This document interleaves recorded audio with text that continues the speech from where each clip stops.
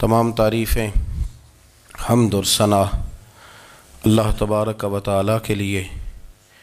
درود و سلام نبی اکرم نور مجسم شفیع معظم احمد مجتبیٰ جناب حضرت محمد مصطفیٰ صلی اللہ تعالی علیہ وسلم کی ذات والا صفات کے لیے حمد و صلات کے بعد مسلمان کا یہ عقیدہ ہے کہ ہمارا خالق اللہ ہے، ہمارا مالک اللہ، ہمارا رازق اللہ۔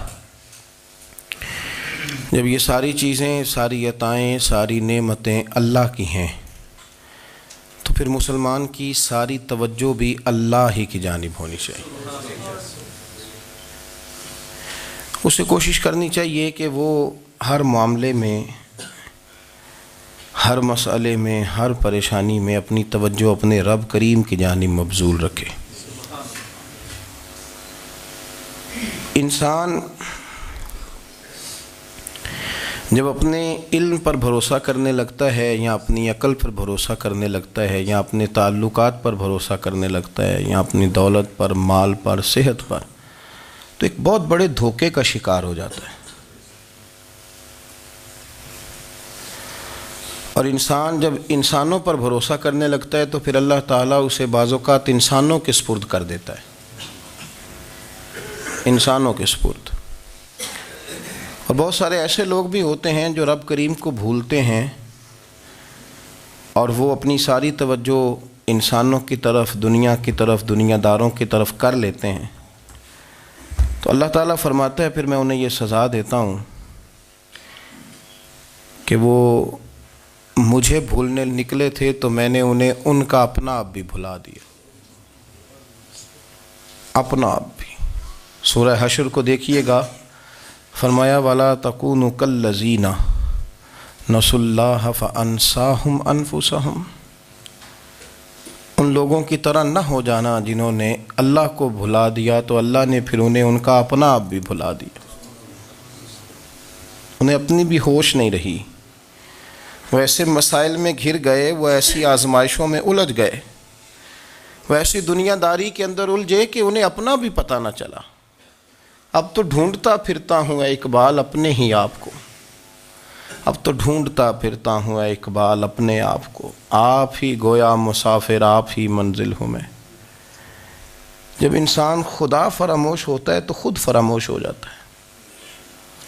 ہمارا بڑے زمانے سے تکیہ ہے، کبھی امریکہ پر، کبھی یورپ پر، کبھی برطانیہ پر، کبھی مالداروں پر، کبھی اسلحے والوں پر۔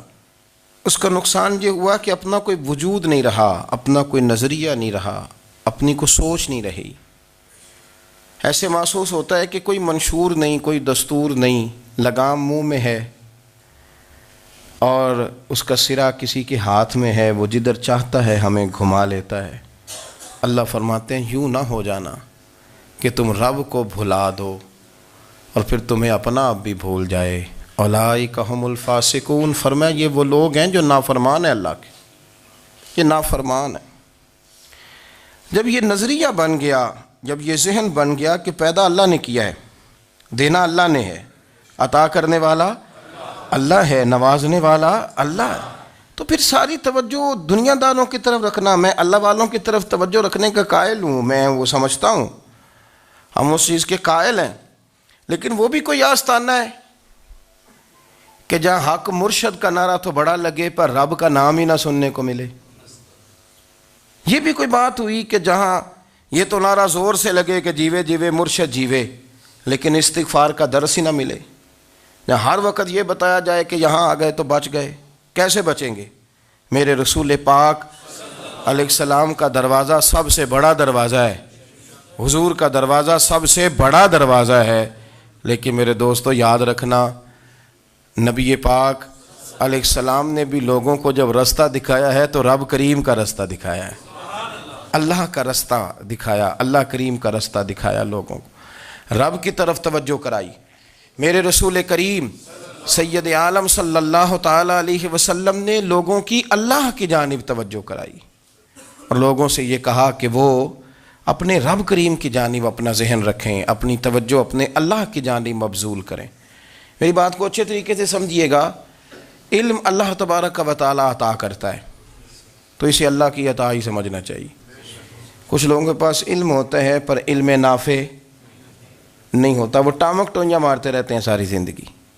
علم کو اللہ کی عطا سمجھیں، اپنی عقل پر اپنے شعور پر زیادہ بھروسہ نہ سمجھیں، نظر اللہ پہ رکھیں۔ حضرت مولا علی شیر خدا کرم اللہ تعالی وجہہ الکریم سے کسی نے پوچھا تھا بڑا عالم کون ہوتا ہے؟ ہمارے ہاں تو اب وہ والے عالم پائے جاتے ہیں نا، اللہ ماشاء اللہ، جو ممبر پہ بیٹھتے ہیں تو دعوے ہی دعوے ہیں، ممبر پہ بیٹھتے ہیں تو دعوے ہی دعوے ہیں، اس طرح کے عالم ہمارے ہاں پائے جاتے ہیں۔ وہ ہر بات میں دعویٰ کرتے ہیں، میں یہ کر دوں گا، میں وہ کر دوں گا۔ یہ مزاج علماء کا نہیں۔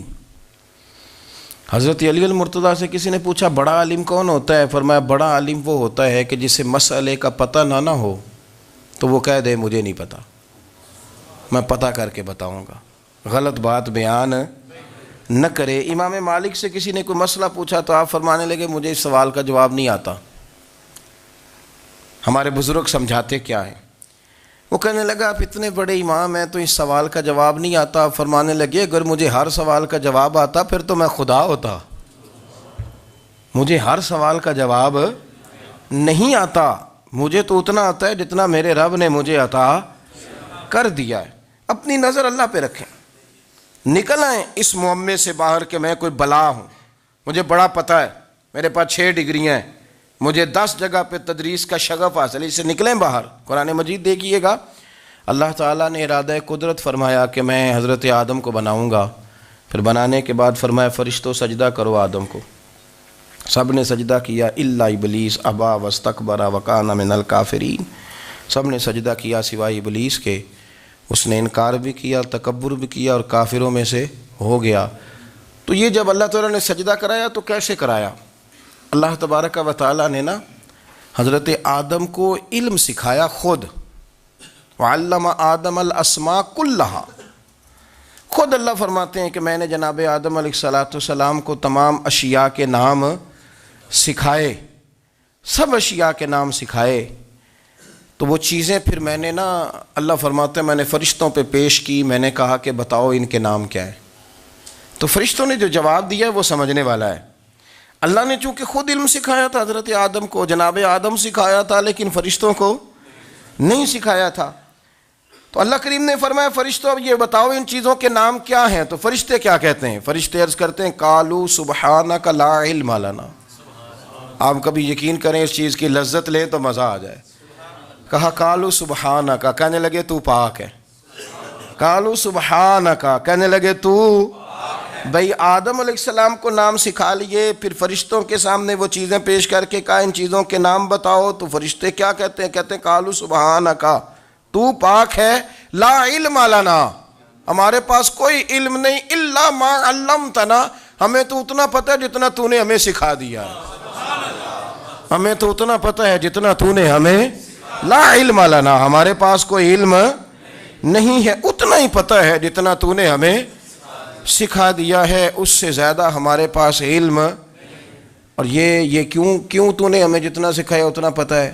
فرشتے یہ نہیں کہتے یا اللہ تو زیادہ سکھا، آدم کو دیا تو ہمیں بھی دے، یہ نہیں فرمایا، فرمایا انک انت العلیم الحکیم، اے اللہ تو علم والا بھی ہے اور حکمت والا بھی ہے، تجھے پتہ ہے کس کو کتنا دینا ہے، جتنا تو نے مناسب سمجھا جناب آدم کو دیا، اور جتنا تو نے بہتر سمجھا وہ تو نے ہمیں عطا فرمایا۔ تو اگر آپ کے پاس علم ہے، کہیں نالج ہے، تو اس کو اللہ کی عطا سمجھیں۔ ہمارے ہاں بہت سارے لوگ بن کے بیٹھ جاتے ہیں، میں اکثر کہتا ہوں کہ پھر وہ دعوے کرتے ہیں میرے علاقے والے جاہل ہیں، میرے شہر والے جاہل ہیں، میرے خاندان والے پڑھے نہیں۔ یہ آپ کا دعویٰ ہے، یہ آپ کو خراب کر دے گا۔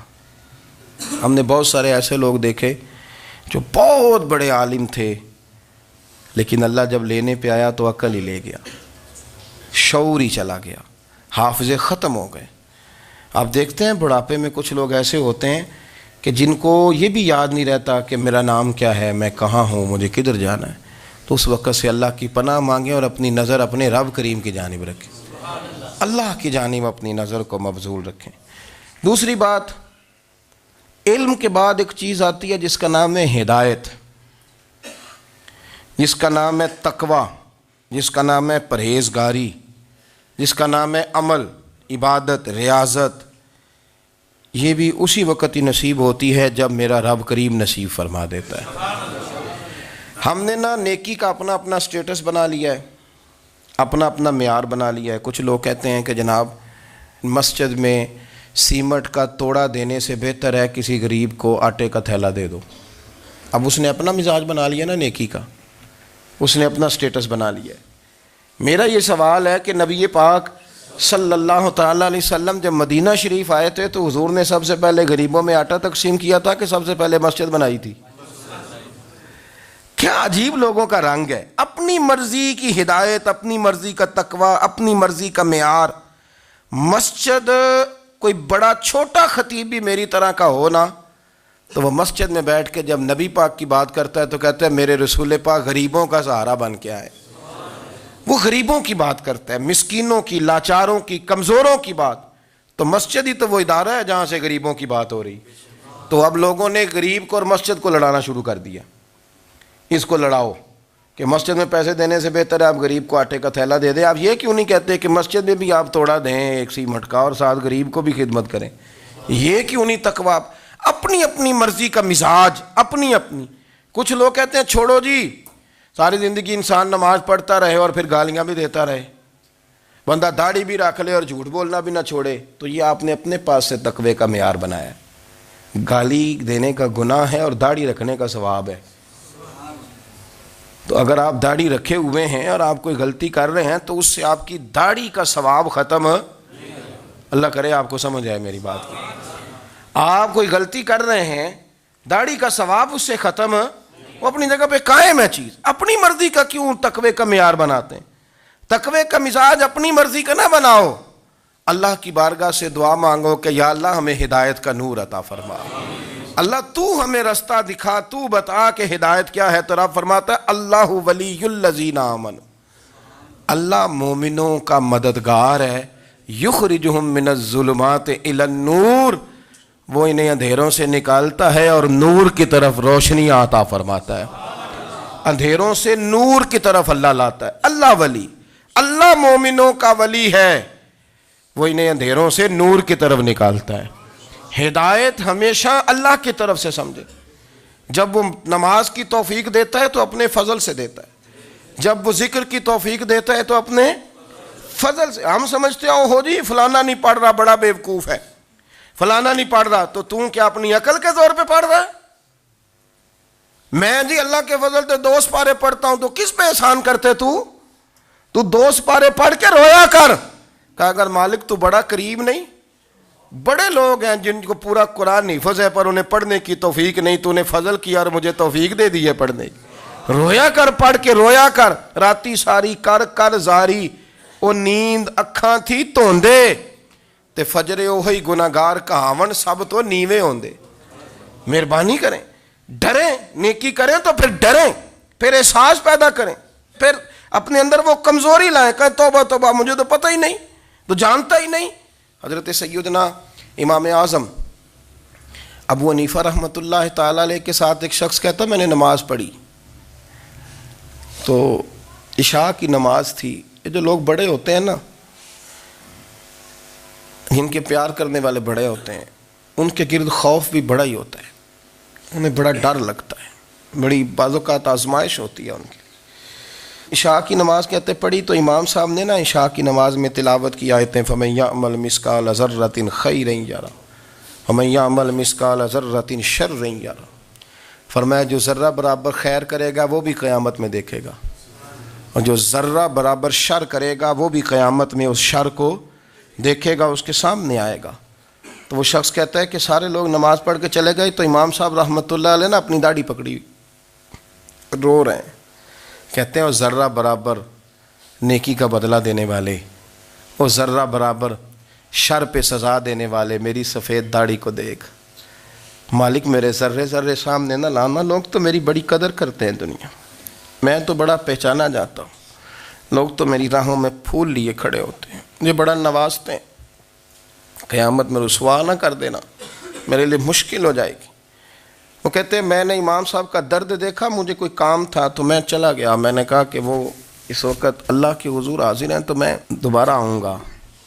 کہتے ہیں میں تہجد کا وقت آیا تو امام صاحب وہیں بیٹھے تھے، اور ان کی داڑھی آنسوؤں سے بھری ہوئی تھی اور زور سے داڑھی پکڑی ہوئی، کہنے لگے مالک رسوا نہ کر دینا، قیامت میں رسوا نہ کر دینا۔ یار جو ہدایت یافتہ لوگ تھے وہ تو ڈرے ہوئے تھے، وہ تو سہمے ہوئے تھے، وہ تو کہتے تھے یہ اس کا فضل نہیں، اس نے بلا لیا ہے، یہ اس کا کرم نہیں۔ حضرت باعزید بستامی کسی کافر کو دیکھتے تو رو پڑتے، کہتے مالک تو کتنا کریم ہے، یہ بے ایمان رہ گیا، تو نے اپنے فضل سے مجھے اپنے نبی کا غلام بنا لیا۔ وہ رو پڑتے۔ یہاں تو لوگوں کا دعویٰ ہی بڑا ہے، نمازی اللہ خیر فرمائے وہ تو دوسروں کو گھورتا ہے، وہ کہتا ہے جنت کا میں مالک ہوں، کنجیاں میرے پاس ہیں، میں کسی اور کو گھسنے نہیں دوں گا، اور اگر 2-3 حج کر لے تو پھر تو وہ کہتا ہے کہ اب میرے سے پوچھ کے لوگ جنت میں جائیں گے معاذ اللہ، اور اگر وہ 2 4 5 7 دفعہ کوئی نفل پڑھ لے تو پھر وہ کہتا ہے چھوڑیں جی سارے لوگ بے عمل ہیں، میں اکیلا نیک ہوں۔ نہ ایسا کریں، اپنی توجہ اپنے رب پہ رکھیں، اپنی توجہ اپنے معین الملت والدین، عطا رسول، ہند الولی، غریب نواز، خواجہ معین الدین چشتی، حضرت خواجہ اجمیر، شاہ اجمیر، والی ہندوستان۔ آخری عمر میں نا سارا دن روتے گزر جاتا، ساری رات روتے گزر جاتی، ذرا سی کوئی بات کرتا تو رو پڑتے ہیں، آنکھیں آنسوؤں سے بھری رہتی۔ کئی دفعہ اپنے بھی پریشان ہو جاتے ہیں نا کہ یار تو ایک بات کی جان ہی نہیں چھوڑ رہا۔ تو خواجہ قطب الدین صاحب بختیار کاکی سے لوگوں نے کہا کہ آپ مرشد سے بات کریں، اتنا بھی تو نہیں نہ رونا چاہیے، ہر وقت اس کے آنسو کی کریے، عاشق دا کام ہی رونا تونا تے بنا رویوں نہیں منظوری، یہ عاشق سدا ہی روندا رہندا ہے، پاویں وصل ہوئے تے پاویں دوری، ہر وقت رونے کا کیا مطلب ہے؟ تو خواجہ قطب صاحب کہتے ہیں میں قریب گیا تو میں نے پیر دبائے، میں نے کہا سونیا لوگ تو کچھ بھی نہیں کرتے، تو نے تو کمال کر دیا، 90 لاکھ آدمی مسلمان کر دیا، دنیا کچھ نہیں کرتی، تو نے 50 سال ساری رات مصلے پہ بیٹھ کے رب راضی کیا، تو شہزادہ تھا، حضور کی اولاد تھا، لیکن معین الدین تیرا ایک پلاٹ بھی نہیں، تو نے طالب علم پالے، انہیں غریبوں کو دیا، انہیں نوازا، کوئی شے نہیں تیرے پاس، ہر چیز تو نے، ساری رات روتے ہو، سارا دن روتے ہو۔ تو خواجہ قطب الدین صاحب کہتے ہیں میں نے جب عرض کیا تو خواجہ صاحب مجھے گلے لگا لیا، چیخ مار کے روئے، کہنے لگے قطب الدین پتر داڑھی سفید ہو گئی، جانے کا وقت آ گیا، جو تو نے نیکیاں گنوائی ہیں وہ ہیں صحیح میرے پاس، پر یار کی بارگاہ میں پیش کرنے کے قابل ایک بھی نہیں، تو بارگاہ تو دیکھ کتنی بڑی ہے، رسول کریم کی بارگاہ میں پیش کرنے کے قابل ان میں سے ایک بھی نہیں، تو آستانہ دیکھ کتنا بڑا ہے، کیا پیش کروں گا، کیا عرض کروں گا حضور کی بارگاہ میں، کس طرح؟ وہ یار جو بڑے تھے وہ تو ڈرے ہوئے تھے، سہمے ہوئے تھے، وہ تو بڑی آزمائش میں تھے، لیکن میرا اور آپ کا رٹا 2 نمازیں پڑھ کے 6 نمازوں کا دعویٰ کرنا اور لمبی چوڑی کہانیاں بنانا اور اپنے منہ سے اپنی تعریفیں کرنا، اس سے تھوڑا باہر آئیں۔ رزق بھی میرا اللہ ہی دیتا ہے، علم بھی اللہ دیتا ہے، رزق بھی۔ بڑے بڑے فقیروں کو مالدار ہوتے دیکھا، بڑے بڑے مالداروں کو فقیر ہوتے دیکھا، بڑے بڑے، میرا ایک بڑا سخی قسم کا سجن ہے، بڑا پیارا ہے، میں اسے سخی مانتا ہوں، میں نے اپنی پریشانیوں کے دنوں میں بھی اس شخص کو سخی دیکھا۔ ایک دن رات کو مجھے ٹیلی فون کر کے کہنے لگا کدھر ہو؟ میں نے کہا میں گھر ہوں۔ نہیں اکثر سفر میں ہوتے ہو نا؟ اور میں نے کہا نہیں طبیعت کیسی ہے؟ ٹھیک ہے، بس حال چال پوچھنا تھا۔ میں نے سمجھائی، میں نے کہا یار یہ کوئی مسئلہ ہے، ورنہ رات کے 2 بجے کوئی حال پوچھنے کو فون تو نہیں نہ کرتا، کوئی مطلب ایسا تو مسئلہ نہیں نا۔ تو میں نے بیک کال کی، میں نے کہا یار میری بات سن، مسئلہ کیا؟ کہ نہیں کچھ نہیں دل کر رہا تھا۔ میں نے کہا میری گل سن، رہے ہیں اسی 4-5 سال کٹھے، میں تین جاننا، اصل بات کر۔ کہنے لگا مکان بھی بڑا ہے، سارا کچھ ٹھیک ہے، پر وہ بڑا ہی بے نیاز ہے، کچھ حالات اس قسم کے آ گئے ہیں کہ لوگوں کو بتاؤں بھی تو لوگ ماننے کو تیار نہیں، زیادہ نہیں، مجھے نا تھوڑے سے پیسوں کی ضرورت ہے، کوئی 15-20 ہزار اگر مل جائیں میری ضرورت۔ آپ یقین کریں میں روتا رہا ساری رات۔ میں نے کہا مہربانہ تیرا کس طرح کریں گے، اس سے لے کے زمانہ استعمال کرتا تھا، پر بے پرواہی ویخ نہ سجڑ دی، جتھے کسے دی پیش نہ جاوے، انہیں تاجاں والے در در رولے تے منگتیاں تخت بٹھاوے۔ سجنا کسے نو کارا مل دئی، کوئی کعبے خالی آوے. واللہ خیر الرازقین. وہ کہتے تو دائیں بائیں نہ جا، رزق تو تجھے میں دوں گا، میں ہوں بہتر رزق دینے والا. بڑے بڑے بادشاہ، بڑے بڑے شہنشاہ، بڑے بڑے لوگ، ہاتھوں میں کاسے، فقیریاں. ام ربیعہ کہا کرتی تھیں، بڑی نیک اور صالح خاتون تھیں. وہ کہتی ہیں کہ میں نا بڑے امیر آدمی کی بیوی تھی، اپنے شوہر کے ساتھ چھت پہ بیٹھی تھی تو نیچے فقیر مانگنے والا آیا. اس نے بڑے درد سے صدا کی تو میں نے اپنے شوہر سے کہا کچھ دے دیں. کہا دفع کر، ان لوگوں نے دھندا بنایا ہوا ہے. کہتی میں میکے سے بھی بڑا مال لے کے آئی تھی، میرے ماں باپ بڑے امیر تھے تو میں نے نا چوری اپنے خامہ سے نظر بچا کے باتھ روم جانے کے بہانے گئی اور نیچے جا کے 5 دینار میں نے اس فقیر کی ہتھیلی پہ رکھے. کہتے اس نے 5 دینار دیکھے، پھر میری طرف دیکھا تو میں نے اس کی آنکھوں میں آنسو چمکتے دیکھے. کہنے لگے بی بی رب تیرا بھلا کرے، میں 3 دنوں کا بھوکا ہوں. کہ وہ چلا گیا. میں گھر آ گئی، جب باہر آئی تو میرا شوہر کہنے لگا تو اتنی اب اتنی تو تیز ہو گئی ہے اور تو اتنی خود مختار ہو گئی ہے، میرے بغیر پوچھے مال خرچ کرے گی، جا تجھے 3 طلاقیں. کہتی میں بالدار اور وزادار باپ کی بیٹی تھی، طلاق لے کے گھر آئی تو میرا باپ ٹوٹ گیا، چارپائی پہ چلا گیا. اوہو یہ کیا بن گیا. کتنی بڑی تکلیف رہی. 1-2 سال کے بعد میرے ابا نے میری شادی کر دی. اب جس شوہر کے پاس گئی وہ بڑا نیک تھا، پرہیزگار تھا، اللہ نے بہترین صلہ دیا. کتنی چھت پہ بیٹھی تھی، دروازے پہ فقیر آیا تو میں نے شوہر سے کہا کچھ دے دوں. کہنے لگا 5 نہ دینا، 15 دینا، 20 دینا. میں فقیر ہوں، میں نے فقر سے دولت دیکھی ہے، اسے خالی نہ لوٹانا. کہتی ہے کہ میں نیچے گئی اور جب میں نے اس کی طرف دینار بڑھائے تو میری چیخ نکلی، پیسے پھینک کے میں بے ہوش ہو کے گری. میرا شوہر نے آ کے اٹھایا، اندر لے گیا، پانی منہ پہ چھڑکا. کہنے لگا تجھے کیا ہوا. کہنے لگی یہ جو مانگنے آیا یہ میرا پہلا شوہر تھا، وہی تھا جو کہتا تھا کہ تو 5 دینار دے آئیے، جا تجھے 3 طلاقیں. پڑھو نا حدیث پاک. میرے نبی پاک علیہ السلام نے فرمایا ایک بندہ گنجا تھا. گنجا کوئی ترتیب آگے پیچھے ہو جائے تو مفہوم کے لحاظ سے، لیکن میں مفہوم اس کا واضح کرتا ہوں. ایک گنجا تھا، کوئی شے نہیں تھی، سر پہ بال بھی نہیں تھے، رویا کرتا تھا. اللہ تعالیٰ نے فرشتے کو بھیجا، تجھے کیا چاہیے. تو کہنے لگا بال آ جائیں اور تھوڑا مال آ جائے. فرشتے نے ہاتھ پھیرا تو بال بھی آ گئے تو بکریاں بھی آ گئیں، لائنیں لگ گئیں، مال ہی مال ہو گئے. دوسرے کے پاس گیا، وہ کوڑا تھا.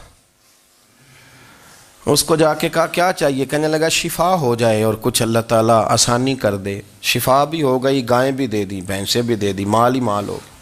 پھر ایک کے پاس گیا، وہ اندھا تھا. تجھے کیا چاہیے. اس نے کہا آنکھیں مل جائیں اور کچھ ساتھ اللہ مال دے دے. اونٹ ہی اونٹ ہو گئے.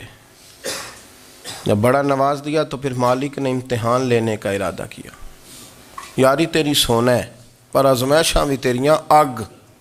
آزمائشاں تیریاں، صحیح کہہ رہا ہوں، آزمائشاں تیریاں. یاری تیری سونا ہے پر آزمائشاں تیریاں.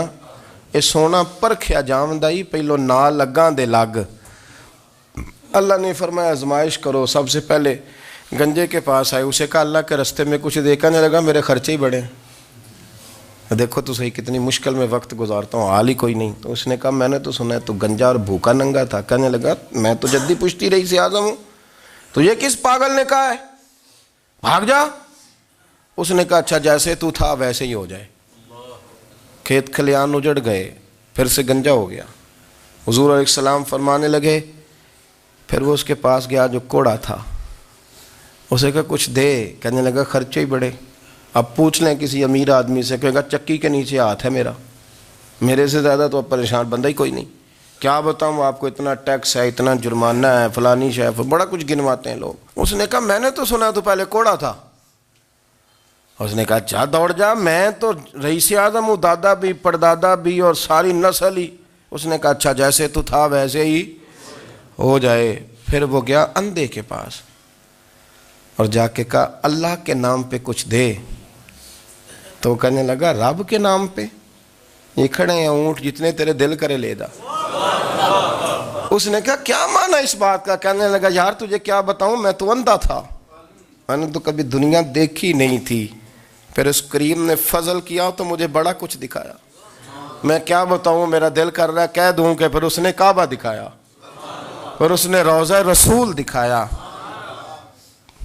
پھر اس نے ریاض الجنہ کے سجدے دکھائے، پھر اس نے اپنے محبوب کے دروازے کی رونقیں دکھائیں۔ اس نے بڑا کچھ دیا، اس نے بڑا نوازا۔ میرے پاس تو شاید میں بدکار پرانا خادم، کسے در ملی نہ ٹوئی، ایت واصف یار نے نظر جو کی تھی، پھر واصف ہی ہوئی۔ یہ تو اس کا کرم ہوا۔ تو یہ وہ کہنے لگا تو اللہ کے نام پہ جان مانگ، میں وہ بھی دینے کو تیار۔ میرے پاس تو شے کوئی نہیں تھی، مجھے تو اپنا پتہ ہے، میں تو کوئی شے نہیں تھا، کچھ نہیں تھا میرے پاس۔ یہ تو ان کا کرم ہے کہ رخ ان کا ادھر ہے، اور مختصر سی میری کہانی ہے، یہ جو بھی ہے ان کی مہربانی ہے۔ تو وہ کہنے لگا میں بھی کچھ لینے نہیں آیا تھا، تیری آزمائش ہی کرنے آیا تھا، تیری عزتیں بھی سلامت رہیں گی، تیرا مال بھی سلامت رہے گا، تیری شفا بھی۔ اپنی زندگی میں کبھی بھی اللہ کی بارگاہ سے توجہ ادھر ادھر نہ کریں، چھوڑیں لوگ کیا کر رہے ہیں، دنیا کیا کہہ رہی، کبھی بھی اپنی توجہ دائیں۔ ہمارا یہ مسئلہ بن گیا کہ ہماری سیاست ہے، ہماری دنیا داری ہے، ہم بندوں کو راضی کرنا چاہتے ہیں، ہم دیکھتے ہیں کون کس طرح، اور آپ یقین کریں آپ تھک جائیں گے، بندے راضی نہیں ہوں گے، وہ نہیں راضی ہوتے۔ آپ ان کو منا کے لائیں گے تو ادھر والے نکل جائیں گے، ادھر کو منائیں گے تو ادھر والے نکل جائیں گے۔ اس چکر سے باہر آئیں، اس رب کو راضی کریں جو فرماتا ہے ان الذین آمنوا وعملوا الصالحات سیجعل لهم الرحمن ودا۔ فرمایا تو ایمان لانے کے بعد نیک عمل کر، میں لوگوں کے دلوں میں تیری محبت پیدا کر دوں۔ رحمان لوگوں کے دلوں میں محبت ڈال دے گا، اللہ لوگوں کے دلوں میں۔ اپنی نظر ہمیشہ اپنے رب پہ رکھیں، اتنی لمبی چوڑی دنیا داروں سے امیدیں نہ وابستہ کریں۔ میں نے دیکھا ہے لوگ کاسا لیسی کرتے ہیں، کبھی اس کے دروازے پہ کبھی اس کے دروازے پہ۔ ان چکروں سے باہر آئیں اور اپنے رب کی بارگاہ کی طرف توجہ کریں، استغفار شوق سے پڑھا کریں۔ اور اکیلے میں نا، اکیلے میں حضرت رئیس المتکلمین مولانا نقی علی خان صاحب رحمۃ اللہ نے لکھا ہے کہ فرعون 500 سال حکومت کر گیا، یہاں تو 5 سال کی حکومت کی پیر لڑکھڑاتے ہیں، 500 سال۔ فرماتے اصل وجہ یہ تھی کہ دنیا جب سو جاتی تھی نا تو اوپر چادر لے کے تو مصلے پہ بیٹھ جاتا تھا اور ہاتھ باندھ کے کہتا تھا رب تو ہی ہے، میرا پردہ نہ کھولنا، مالک تو ہی ہے، کرم نوازی کرنا، میری پکڑ نہ کرنا۔ وہ بے ایمان ہو کے اگر 500 سال ہاتھ باندھے تو گزارا کر لیتا ہے، تو ایماندار ہے۔ پر مسئلہ یہ ہے کہ تو رات کو بکل مار کے ہاتھ نہیں نہ باندھتا، تو منت نہیں کرتا، تو استغفار نہیں کرتا۔ توبہ کریں تو بچے رہیں۔ وہ اتنی لمبی حکومت کر گیا چونکہ رات کو کہتا تھا مالک رب تو ہی ہے، لیکن مہربانی فرما، میری پکڑ نہ فرمایا تو اللہ نے تو اس کو مہلت دے دی۔